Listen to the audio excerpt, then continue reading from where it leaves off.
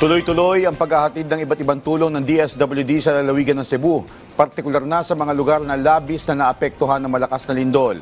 Tulad na lang sa Bugos City kung saan tiniyak ng Angels in Red Vests team ng kagawaran ang mental state ng mga pamilya na mamalagi sa itinayong tent city. Walang tigil din ang ginagawang distribution ng mga family food packs sa lugar. Sa katunayan, nasa 2,000 FFPs ang pinadeliver kagabi ng kagawaran para sa mga residente ng Katmon.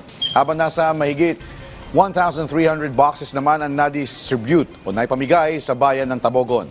Tinitiyak ng DSWD na bawat munisipalidad na tinatamaan o tinamaan na lindol ay agad na natutugunan at nabibigyan ng nararapat na suporta sa mabilis na paraan. Samantala, nagpaabot na rin ng pasasalamat si Cebu Governor Pamela Baricuatro sa DSWD sa walang sawang pag-alalay nito sa lalawigan simula noong tumama ang magnitude 6.9 na lindol.